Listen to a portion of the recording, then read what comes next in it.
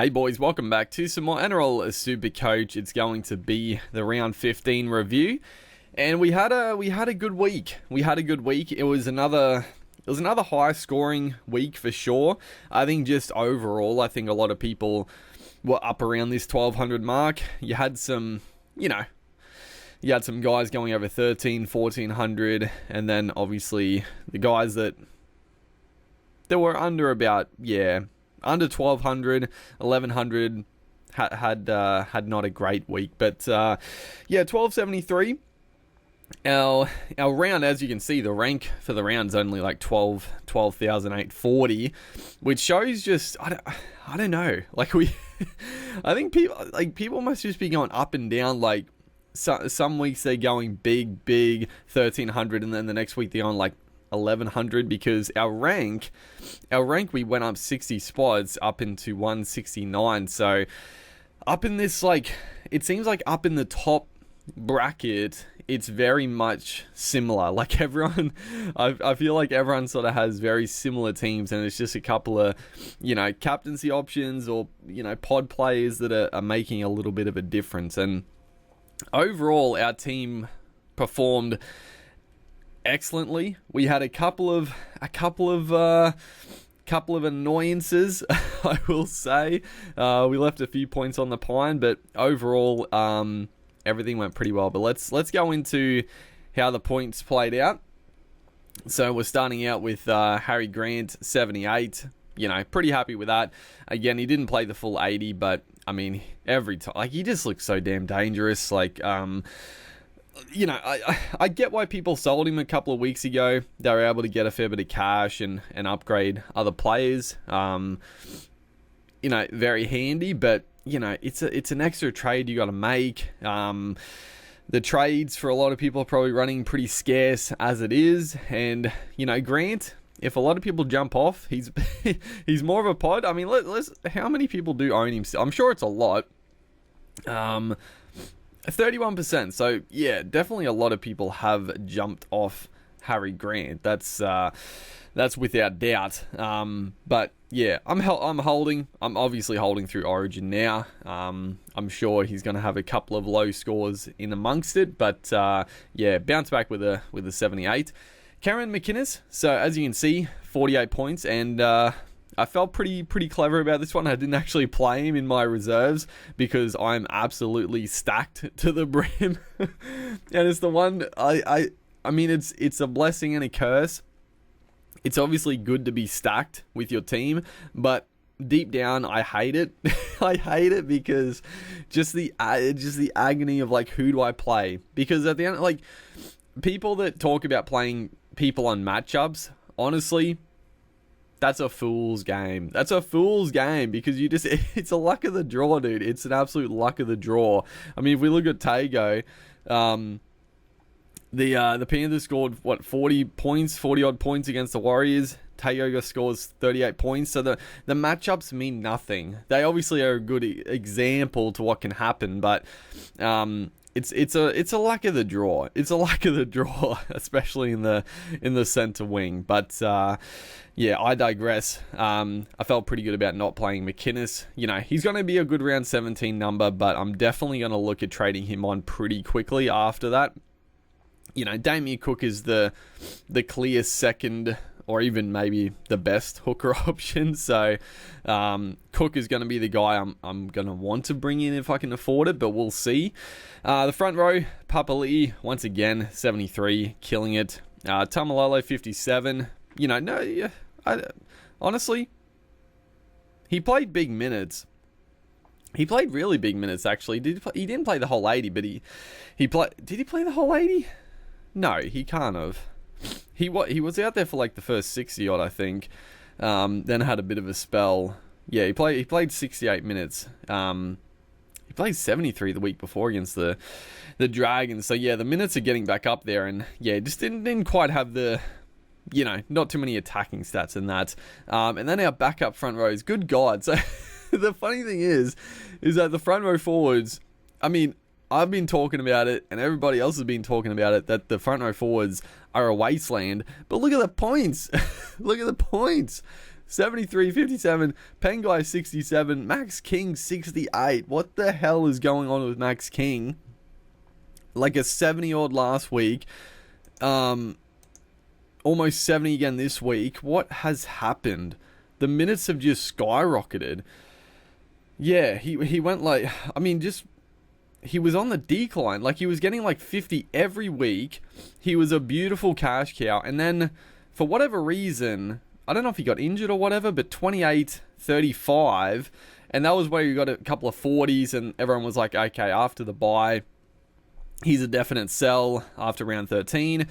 Round 13, he gets 55, and then he gets 72 and 68. What the hell?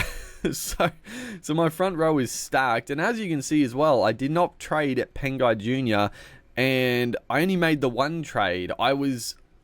So I'll talk about this after I go through the team, because I came up with such a good idea, but then I realized it was actually the stupidest idea of all time, and I couldn't do it. And then I thought with Pengai, I was going to just downgrade him to enough, but I thought, you know what? He'd actually be a pretty good play. And he looked, man, he was offloading like a maniac. I thought he might have got a few more than 67, but yeah, just the work rate wasn't there. But geez, he was throwing the offloads like a madman. So I was pretty happy about reserving him, even though we'll get into some of the points later. But yeah, 67 for Pengai. So I think he is still a trade, but I don't know. I mean, Jesus, he's on par with like Tamalolo sort of at the moment. The averages are pretty similar, but I don't know. I don't know what to do with Pengai. I don't know. I do think he's a trade, because the problem, he is a pod, but like he's getting pretty minimal game time. So even if he goes pretty big, it's not going to be like 100. It'll be like, yeah, 70, 80. So I think Pengai is a trade. I just don't know who, like, it either is just going to be enough, or I don't know, someone else. But I don't want to have four guys at like 500k, like another Clemmer or something. So I just think we're going to nuff him out, I'm pretty sure, but we'll see. We'll make the decision this week or the week after. The back row was definitely disappointing for the week, apart from one man who we did not play. So Olaquatu 56, Crichton 60, Talakai 39, Tago 38, and Adam Elliott, the GOAT, 80 points. So as you can see, my dismay here, I did not play Adam Elliott, because I knew he was not going to score again. He scored the last 2 weeks. He got like 90, 100 points last couple of weeks. And I thought, you know, his base will still be good. I'm sure he'll still score decently, but there was not going to be another try. And there wasn't, but he still scored 80 points. My man got 80 points. He's turning into the best back rower in the comp. What is happening? Look at this shit. Where's his points? 99, 92, 80. Oh, man. Absolute madness. Absolute goddamn madness. I don't even know what to say about him. But, because I was so set on him and Tom Starling. After that bye, they were gone from the team. But, you know, there wasn't really a need to get rid of Elliott straight after. And then he goes bang, bang, bang. It is annoying, because he would have been a really good pod if he actually scored well in the bye. He only got like 40 points. Ricky decided to play him for no minutes in round 13. I don't know why, but ever since that, he's been killing it. So I don't know. Elliott, is he a keeper? I mean, if he keeps getting the minutes he's getting, he definitely is a keeper in the back row. So yeah, Elliott's just on fire. Our halves, oh geez, our halves were pretty tasty. So Cleary 103, obvious captain choice. I mean, it was pretty clear cut. I mean, there was a couple other good guys. I was tempted to go Harry Grant for a bit of a pod captaincy, but I couldn't make that happen. Because obviously at the moment I can't actually vice captaincy loophole. Well, I could, but Ben Trebojevic was playing. He was playing the first. No, was he? Oh, I think I could have vice captain Grant, because the Seagulls were playing the second or third game, but whatever. Cleary was definitely going to be the captain option against the Warriors. Scored 100 points, pretty simple. Ezra Mam, obviously, playing the Storm. I thought he looked pretty good still. He got a nice little try at the end. It was nice. 36 points. He's going to make some more, he'll make a little bit more cash. Be a good number for round 17, and then we'll definitely move him on. Cameron Munster, 87. Dylan Brown, 84. I mean, Brownie just continuing the dominance in 5'8". Just great to see. And then our back line, oh man, this is where, this is where it gets sad again. So, Ruben Garrick, once again, 74. Really good keeper stuff there. Taylor May, 65, solid. Micah Sevo repaid my faith from last week doing nothing. I mean, he got 30 points in such a bad week last week. I was pretty happy with it. This week, the week gone, he was tackle breaking. He looked strong. He got a nice easy just walk over the try line. It was beautiful to watch. And it made it a little bit easier to watch Suwali on the other side score a couple of tries and get 100 points. Oh man, because they were coming up against each other, I was like, what do I do? I was like, I can't not play Sevo, but I was like, do I play Suwali? But I couldn't. I didn't want to replace Taylor May. I wasn't going to replace Garrick. I bought in Campbell Graham, but the Rabbitohs were dog shit, and Graham was awful as well. So the trade of Graham, I'm still, again, he was a round 17 trade in. I still think is he going to be a keeper in centre wing? I don't know, maybe. I mean, he had a terrible game. He still scored 30. It's not bad. Like, he's definitely a good base scoring centre winger, but the Rabbitohs just look awful. So I don't know. We'll see. I still think it was the right trade to get Graham in. But Suwali, I just didn't play, and he got 101. But, at the end of the day, he's going to make more cash. And I don't think I'm going to sell Suwali. Like, he's just a point scorer. So, I could have put him on my reserves, but that's the thing I was talking about. Like, it's just a crapshoot. Like, who's gonna score the tries? But yeah, and then Kiraz. So Kiraz, and then Cooler got 38, so he'll make a little bit more cash. Probably Cooler is going to be a trade this week. We'll talk about that in a second. Nico Hines, 96, and Manu, 85. Just big scores all across the ground. But Kiraz, so it was down to that last couple of games on Sunday, and I had Adam Elliott, I had Elliott, Pengai, I guess Max King, and Kiraz to pick from for my last reserve. Elliott, I was tempted, but again, I was like, he's not going to score another try.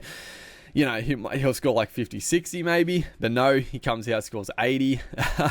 And then it was like Pengai or Kiraz. And I'm like, for a bit of a pod play, I'll go Pengai. He got 67, so it's still good. But goddamn Kiraz, he looks like a bit of a keeper as well, just breaking tackles and offloading. But he scored a try at the end as well. I was just furious. I was mad as because he was still going well, but he was on like similar to Pengai. So I was like, that's fair enough. And then he scores a try right at the end and just ruins my life. But just scoring all across the ground here. So yeah, the team is pretty stacked now.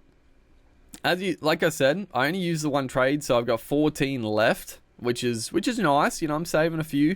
But this is where it gets tricky, because what do I do for round 17? I do not have many, and now Talakai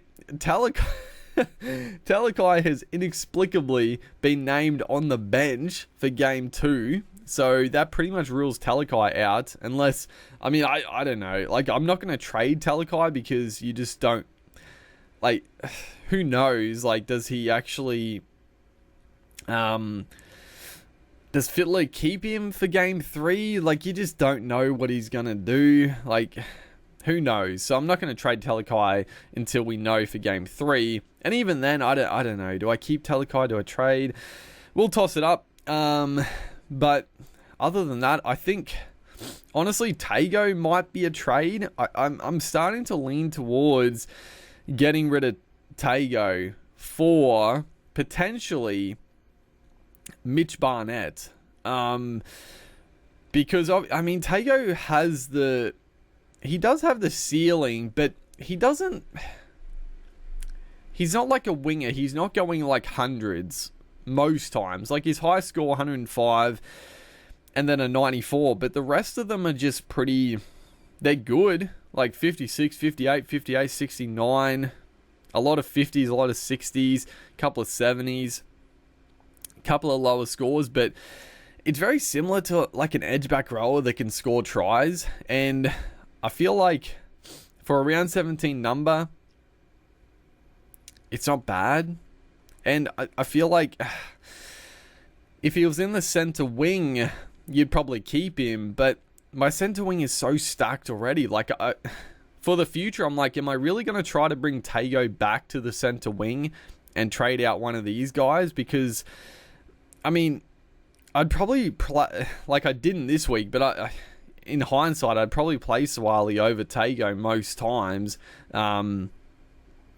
I just didn't because they were taking on the Warriors. So I think Tago is a trade. I think the other trade is cooler down to the Storm winger Grant Anderson. Now, Anderson, he obviously played again this week, but that was because Papenhuyzen was out. Now the problem,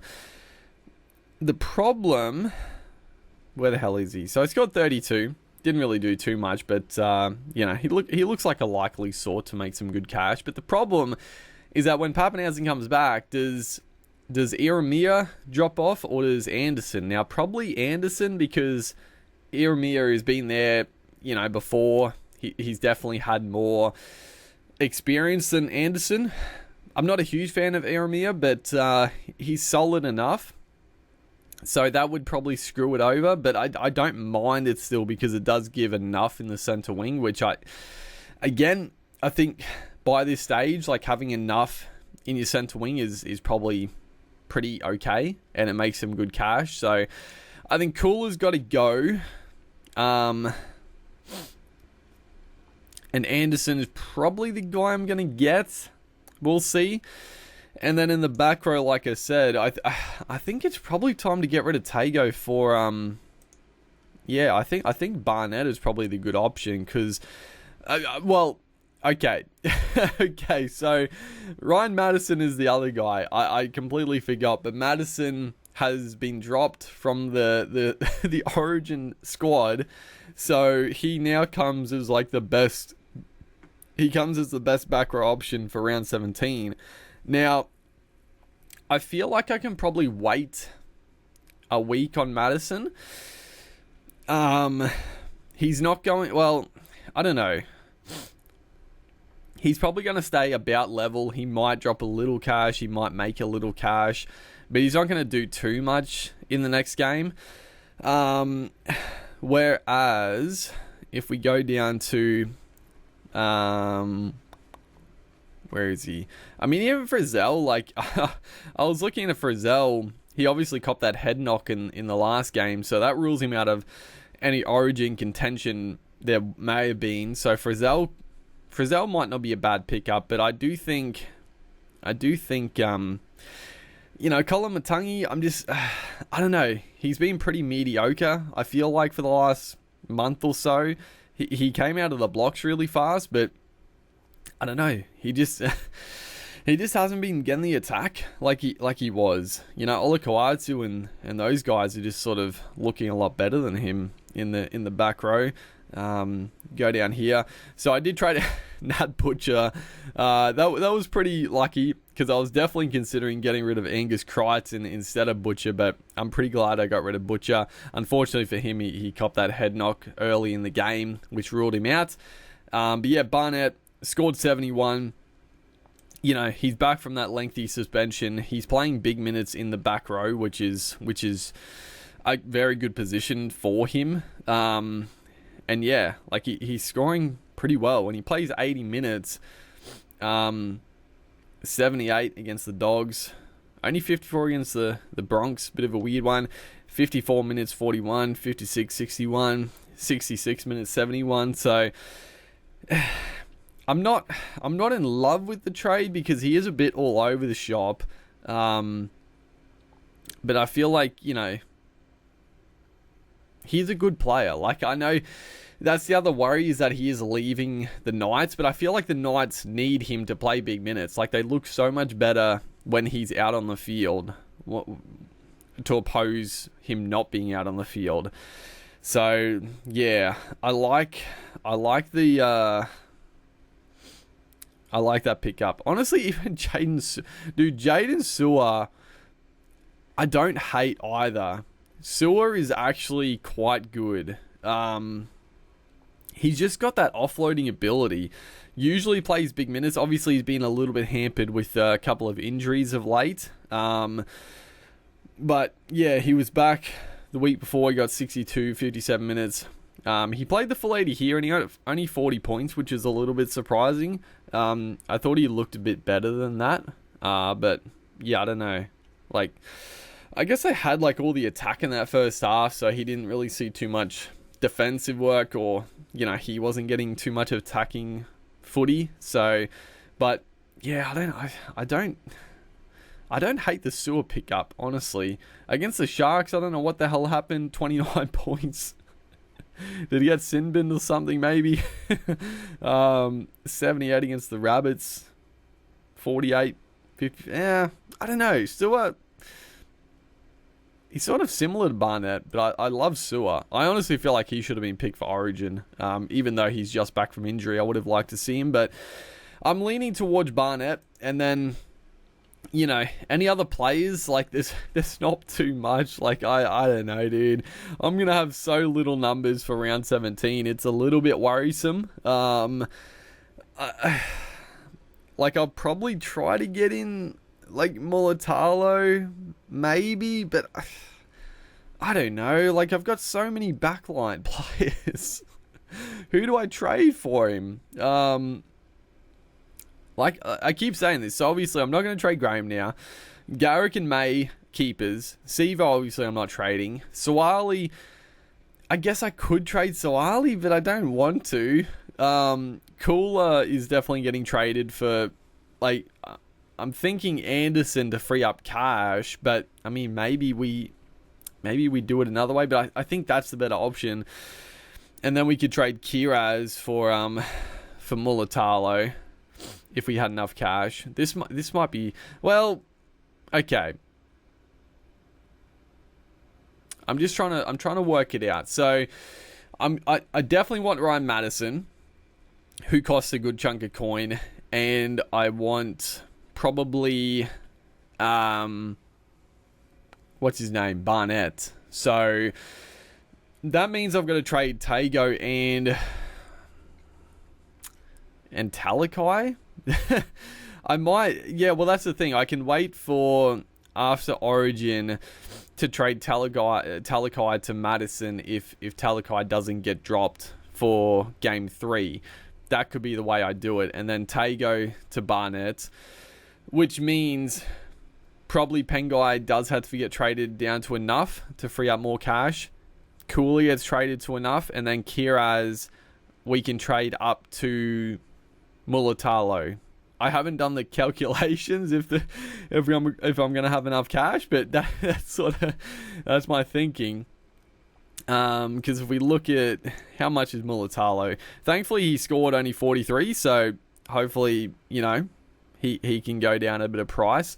Alex Johnston, I'm not keen on. I know he plays round 17, but I'm definitely not going there.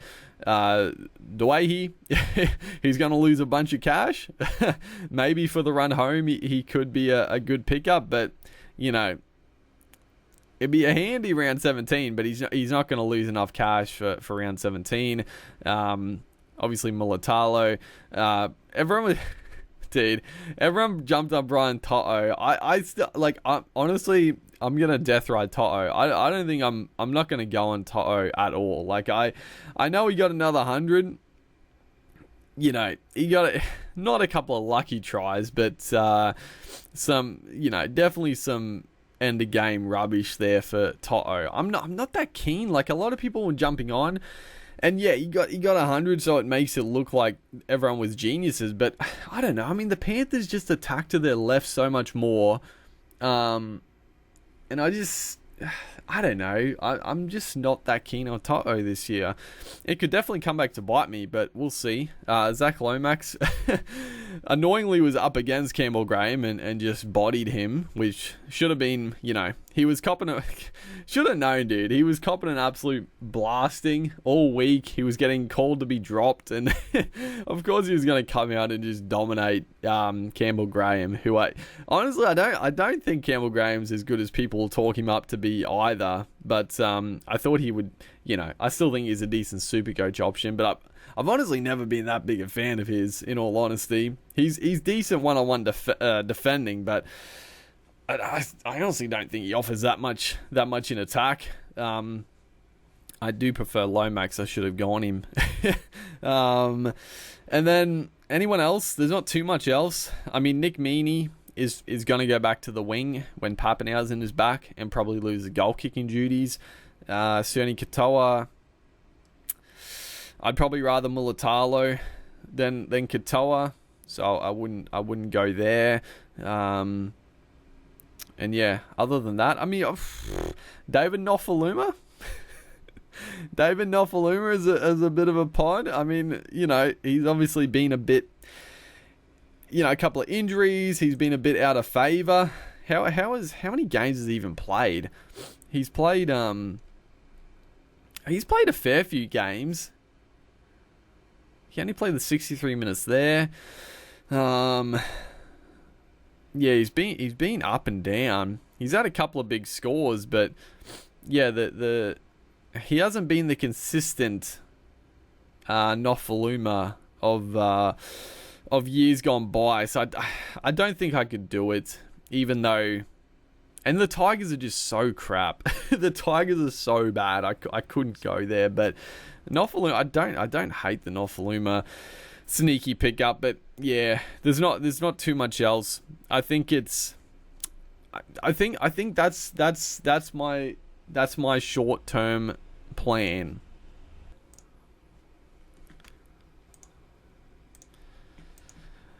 So yeah, the plan, Nuff Pengai,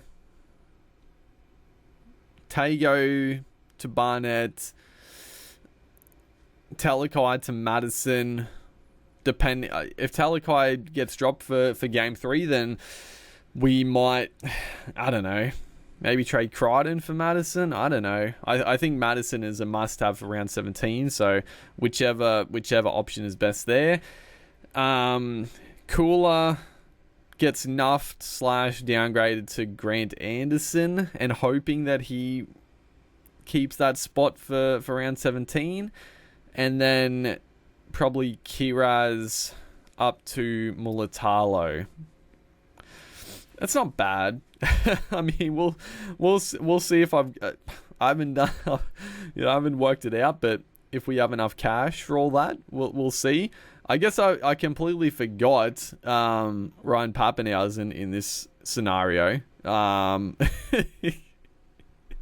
don't know how we're gonna get Ryan Pappenhausen in, but yeah, I definitely need Ryan Pappy. So that's completely thrown off my plans. So yeah, I don't know at this stage. We got a couple of weeks to really think about it. No NRL this week, so we can see how the rep stuff plays out.